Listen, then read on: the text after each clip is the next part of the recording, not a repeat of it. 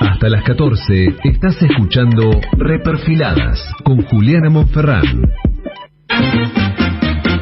Bueno, y seguimos en Reperfiladas y ahora vamos a hablar con Luciano Turn, que es cofundador de Gurú.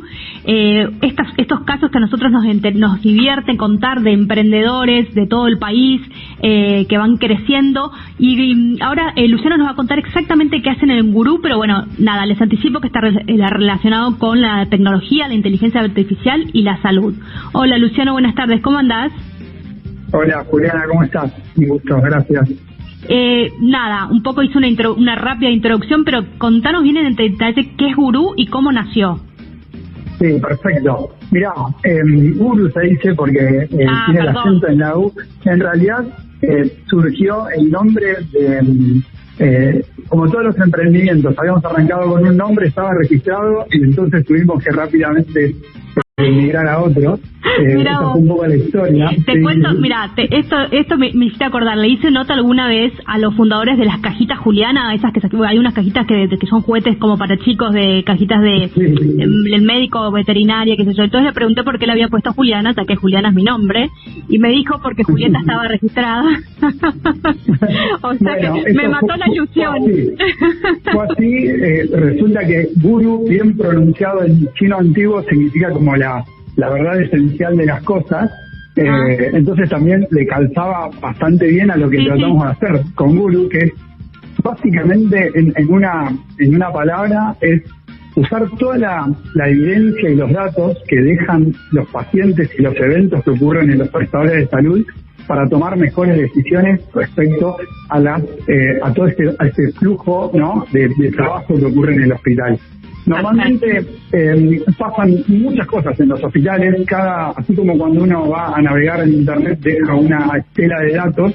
Cuando uno va y recorre un hospital, ya sea para una consulta, para una cirugía, para un tratamiento o simplemente para, no sé, visitar a otro paciente, también deja un rastro de datos digitales que pueden usarse para organizar mejor toda la prestación médica, ¿no? Para que no haya esperas, para que los recursos se usen de una manera más efectiva, para que no haya variabilidad entre lo que le pasa a un paciente o a otro solamente por el momento del día en el que llegó al hospital.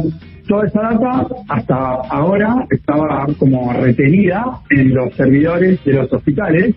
Y lo que hacemos en Gurú es sacar esa data de ahí, obtener hallazgos y usarlos para guiar al equipo de salud, ya sean administrativos, médicos, instrumentadoras, enfermeras, para hacer mejor su trabajo, liberarlos un poco del estrés y la sobrecarga, y a su vez permitir que tomen decisiones mejores para el beneficio en definitiva del paciente. O sea, ustedes le analizan esa cantidad de información, esos datos que por ahí están, pero que si uno no analiza no sirven de nada.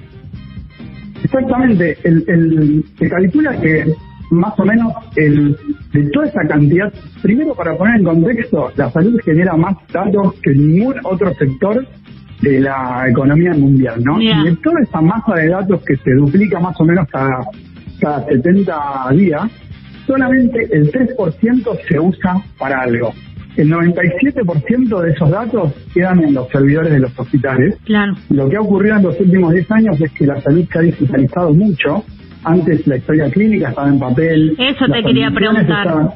¿Ustedes trabajan supongo, con hospitales o clínicas privadas y con públicas también?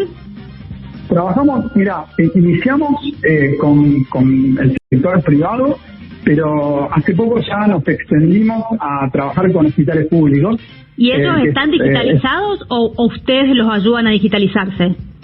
Nosotros, la parte de la digitalización tiene que estar previamente a que nosotros trabajemos con los hospitales, porque ese es como nuestro insumo. Claro. La buena noticia es que en Latinoamérica aumentó muchísimo la digitalización en salud. Es variable entre los países, pero hoy más o menos en un promedio te diría que el 50% de todos los eventos de salud están digitalizados. ¿En la Argentina? No, en la Argentina es más o menos ese número, sí, es entre un 40 y un 50. La mayoría en Colombia, por ejemplo, sector privado, es casi el 80. Wow. La mayoría del sector privado, hay hospitales públicos que están muy digitalizados. Lo que ocurre con el sector público es que es muy variable. Claro. Hay hospitales más modernos, más nuevos. Y otros que no tienen nada, que siguen todo en papel. Exacto, y otros que están todo en papel. Con estos últimos, cuando no hay un registro electrónico digital, uno no puede trabajar. Pero sí con todos el 50% de los hospitales y los prestadores que tienen registros, ya sea de historia clínica o registros de administrativos electrónicos, nosotros trabajamos con todos ellos para hacer esta optimización de las operaciones. A ver, Luciano, para que entendamos bien a los oyentes y yo, digamos, que captemos bien lo que hacen. Danos un ejemplo muy concreto de algo que o sea, de una información, de un análisis que ustedes hacen y que la institución la pueda usar concretamente en qué. Seguro, te doy un par de ejemplos. Uno es en todo lo que tiene que ver con el proceso quirúrgico, cuando un paciente va a hacerse una cirugía al hospital o bien está internado y resulta que hay que hacer una intervención quirúrgica. La administración de la agenda de los quirófanos en la mayor parte de los prestadores se hace como si uno estuviera agendando una cita en Google, digamos, ¿no? Con un calendario estándar donde uno ve los espacios que hay libres y agenda a los pacientes. Eso tiene, obviamente, muchos problemas, porque estamos hablando no se sabe de qué estás operando. Caro, a ver, no garantizar cada minuto que pasa en el quirófano y está el quirófano ocioso es un costo gigante para todo el sistema de salud y para el prestador en particular. Entonces, es muy importante ocupar de una manera óptima toda esa línea quirúrgica y además asegurarse de que las cirugías van a cumplirse en horario para que no haya todo un desplazamiento, no espere el paciente, no se retrase, no haya horas extra de gente que se tiene que quedar hasta las 10 de la noche y aparte el cirujano sepa exactamente cuándo tiene que entrar a operar y no entre ya, digamos, habiendo esperado o cansado de la cirugía, ¿no? Toda esa programación para hacerla, digamos, de una manera optimizada, se puede hacer toda una inteligencia y una analítica con todas las cirugías pasadas que tiene ese hospital y otros hospitales en el mundo y poder predecir cuánto va a durar un procedimiento quirúrgico, cuánto conviene agendarlo, en qué momento del día, cómo conviene hacer la secuencia de agendamientos para garantizar que no haya un retraso en la línea que vaya moviendo todas las cirugías. ¿Cómo conviene anticipar una posible cancelación, ya sea por el estado del paciente o porque no está cumplida como toda la parte administrativa y alertar de eso, así no queda un hueco en el quirófano que no está siendo a último utilizado. Momento, claro. A último momento. Todo esto lo que garantiza es como una línea de quirúrgica que va a ocurrir sin fricciones, que va a permitir la utilización más óptima de todos los recursos que hay en el quirófano, de tal manera que no haya, digamos, costos ahí hundidos que después repercutan en el costo general de la prestación de la salud y que todo el equipo de salud también, y junto con el paciente, no tenga demora. Bueno, todo eso se puede hacer con un producto que tenemos nosotros que se llama programación inteligente del flujo quirúrgico, que toma toda la data histórica de varios años para atrás y no solamente de ese hospital, sino de muchos hospitales que están en nuestra base de datos para generar pensarlo como un Tetris, ¿no? Cómo ubicar los bloquecitos de tal manera que no quede nada abierto y de esa manera que no haya este desperdicio, ¿no? Y es muy importante esto porque si uno piensa en el detalle, uno dice, bueno, no sé, acá hay una demora o acá tengo una hora ociosa, pero si uno suma todo eso, todo ese desperdicio del recurso tecnológico, el recurso humano que está sin actividad o el mismo paciente que está esperando, se calcula que entre el 15 y el 30% de toda la inversión en salud está desperdiciada, ¿no? Wow. Es muchísimo. A nivel global, si uno suma todo esto, da lo que gasta, por ejemplo, un país como Estados Unidos, que gasta más que cualquier otro país en la Tierra en salud, por año, todo este presupuesto está desperdiciado en el mundo por estas fricciones, ¿no? Que tiene el uso del recurso, el agendamiento, el paciente que tiene que volver porque tiene que ser reintervenido, los equipos que están ociosos sin trabajar. Bueno, hay mucho desperdicio, también hay desperdicio más médico, ¿no? En el sentido de dar una droga o dar un determinado tratamiento que no es efectivo. Pero uno se ocupa específicamente de todo el desperdicio que es operacional, ¿no? De toda el uso óptimo de todos los recursos que rodean al acto médico. Al acto médico se lo dejamos al médico y nosotros no nos metemos ahí, pero en todo lo que rodea, ¿no? Esa cadena de valor que está alrededor del acto médico, la optimizamos a través de estos productos como el agendador inteligente. Perfecto. Y Luciano, contame un poco, o sea, cómo nació, cómo se les ocurrió esto, digamos, ¿no? Porque vos y tenés socios, ¿por qué se metieron en este sector, en este rubro? ¿Cómo surgió la idea? Mira, nosotros somos 4 cofundadores originales de Guru. Nos conocimos trabajando en los pasillos de los hospitales o de los prestadores. En mi caso, yo gestionaba una red integrada de salud de la ciudad de Rosario. Otro de mis socios, que también se llama Luciano, nos vendía equipamiento médico, ¿no? ¿Algunos son médicos o vienen más del rubro? Venimos del rubro más ingenieril. Exacto, perfecto. Son bioingenieros, ¿no? Y como en la intersección entre la biología y la ingeniería. Okay. Ahora Guru ya creció y tenemos médicos en el equipo. Pero originalmente lo que nos unió fue un proyecto en particular que yo encargué en mi trabajo anterior, que fue construir un hospital de cero, de unas 130 camas, y ver cómo toda esa tecnología y esa infraestructura de punta estaba muy poco soportada por decisiones que fueran basadas en evidencia. La mayor parte de las decisiones eran intuitivas. Claro. Exacto. Y lo que yo había visto, tampoco por toda esta trayectoria previa en salud, otra parte por tener un padre médico, es que en la medicina clínica, ya hace muchos años, inclusive décadas, que existe lo que se llama la medicina basada en la evidencia, donde donde se estudia el resultado de los determinados tratamientos de drogas y se obtiene de esa manera como el protocolo óptimo para determinados tratamientos, ¿no? Ya no es la escuela del médico A contra la escuela del médico B, sino que hay evidencia que soporta y que sustenta cuál es el mejor tratamiento para muchas de los procedimientos que se hacen de las enfermedades que tienen que tratar. Bueno, no hay nada parecido a lo que no hace al tratamiento en sí, sino a lo que se refiere a las operaciones hospitalarias. Como te digo, la decisión sobre qué enfermera va a ir a cada cama o qué instrumentadora va a ir a cada quirófano o por qué agendar una cirugía en tal franja horaria o en tal otra, todas son decisiones que muchas veces se toman con criterios bastante intuitivos. Entonces, nuestra premisa fue bastante simple. Usemos toda la data que el hospital ya está recabando, saquémosla de los servidores y pongámosla a generar la mejor evidencia para optimizar el uso de todos los recursos. Perfecto, buenísimo. Y hoy por hoy ya no están solo en la Argentina. No, iniciamos en Argentina y después rápidamente pudimos tener nuestro primer cliente fuera de Argentina, en España, en Pamplona, en la Clínica Universidad de Navarra, que es uno de los principales hospitales de España y de Europa. Y eso fue como que nos abrió los ojos a decir, esto es una necesidad realmente que mundial, claro, no es solo de la Argentina. Mundial, ¿no? Totalmente.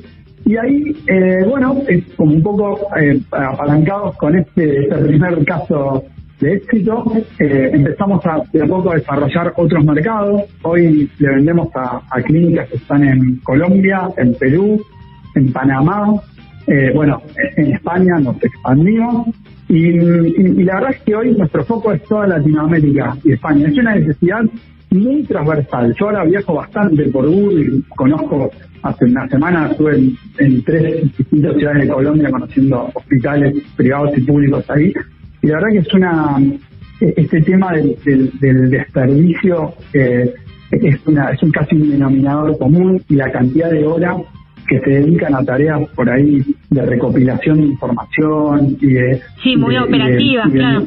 Muy operativas. Se calcula de nuevo que entre el 50 y el 60% del tiempo de puestos asistenciales como médicos o enfermeros están dedicados a administrar esa información y tomar decisiones administrativas. Bueno, todo esto se puede hacer con analítica, con inteligencia artificial de forma automatizada, ¿no? Entonces, eso es lo que propone Guru, y vimos que hay una necesidad bastante global y bueno, vamos atrás de esto en todos estos países, ¿no? Y ahora justo recibieron, digamos, fondos de un fondo de inversión muy especializado, digamos, bueno, Health Tech, pero para la gente en la salud basada en la tecnología, digamos, ¿no? Exacto. Como parte, mira, es interesante porque cuando nosotros arrancamos Guru hace 3 años atrás, cuando uno pensaba en lo que era la transformación digital, los hospitales o la salud estaban un poco lejos, ¿no?, de esta ecuación. Había muy poca inversión de capital de riesgo para estos proyectos, porque se pensaba que el hospital era o el prestador de salud es un ambiente más conservador, en donde cuesta tomar decisiones, digamos, más innovadoras. Pero bueno, creo que esto cambió bastante con la pandemia ayudó, ¿no? Ayudó ahí. Totalmente. Ahí se vio que el prestador de salud que tenía mejores datos y que analizaba mejor su demanda con datos podía hacer esperar menos a la gente, atender más efectivamente, derivar al lugar correcto, administrar la fila de espera, usar mejor la internación. Claro. Eso pasó en todo el mundo. Entonces el prestador también se dio cuenta de que para realmente dar un mejor servicio y competir, en definitiva en el futuro era eso necesario. O sea, amplió mucho la inversión que fondea estos proyectos como el de Guru, ¿no?, que son una intersección entre la salud y la tecnología, y hay fondos en el mundo especializados en esto, como el que invirtió en Guru, que es un fondo de Estados Unidos, de Austin, que tiene en su portfolio solo empresas que hacen que aplican tecnología, ciencia de datos, software para mejorar la salud, ya sea desde la salud más clínica, sobre cómo se diagnostica una imagen médica, o como hacemos nosotros, más en los procesos de salud. Pero son todas compañías que hacen todo esto. Y bueno, y la verdad que es como también otro confianza, ¿no? Eso te quería decir, o sea, cortito porque ya nos estamos pasando un poco, pero ¿cómo? Porque, o sea, nada, esto que decimos que emprender en la Argentina por ahí cuesta y que una de los mayores desafíos es el financiamiento, justamente, o sea, ¿no? Ustedes, con aparte pocos años, digamos, porque no tienen muy pocos años de recorrido, lograron como llamar la atención de un fondo de Estados Unidos, o sea, digo, ¿no? Es un granito para la empresa. Y ¿qué reflexión puedes dar en cuanto a esto, en cuanto a los emprendedores argentinos que la están remando, pero que se puede y que también se puede incluso buscar financiación afuera, ¿no? Seguro. Yo lo que creo es que una ventaja que tenemos en Argentina es que nuestro mercado es chico. ¿Por qué es una ventaja? Porque rápidamente te hace pensar que para crecer hay que ir a buscar clientes en otros mercados también. Y eso hace que uno diseñe su empresa desde el principio pensando en lo global, ¿no? Así como nosotros rápidamente salimos a buscar un cliente en España y funcionó, y pensamos en otras geografías, esto es común con muchos emprendimientos de Argentina, ¿no? Claro, entonces, diría que esta mirada global es lo que busca un inversor global, ¿no? Que uno no se quede con un mercado local, sino que busque soluciones que pueden ser utilizados en muchos países. Es que es más, ni siquiera se sabe por ahí dónde nació Guru. O sea, es anecdótico dónde nació. No es relevante. No, exacto. Exactamente, no es relevante. Y después, la otra cosa que creo que tiene el emprendedor argentino es un poco jugársela. En nuestro caso, por ejemplo, nosotros fuimos a Austin sin saber si ni siquiera nos iban a atender, ¿no? Porque nos dijeron, no, mejor, no sé, tomemos la llamada virtual. Ok, pero nosotros estábamos justo en México y dijimos, vamos igual, porque ya veo que, no sé, este fondo se entusiasma. Al otro día nos dijeron, claro, vengan. Claro, y fue tal cual. Estábamos a 100 metros de distancia, nosotros en una oficina, ellos en su oficina, tuvimos la reunión y después nos dijeron, che, bueno, ¿qué tal si, no sé, desayunamos el domingo? Fue tal cual así, y nosotros estábamos ahí listos para ir a desayunar y como terminar de entusiasmarlo. Claro. Creo que esta como seguir un poco la intuición y tener un poco esa, qué sé yo, es un poco esa polenta o esa persistencia que tiene el emprendedor argentino, es otro plus y bueno, y no hay casualidad, hay tantas startups tan, digamos, que están en crecimiento y reconocidas, ¿no? Saliendo de acá. Claro, perfecto. Bueno, Luciano, muchísimas gracias por contarnos la historia, su historia. Muchísimas gracias también por apostar a temas de salud y bueno, y mucha suerte también en lo que viene. Bueno, muchas gracias por el tiempo, Juliana, y dale, muy interesante. Bueno. Estamos en contacto. Dale, muchas gracias, Luciano, hasta luego. Te mando un saludo. Chau, chau.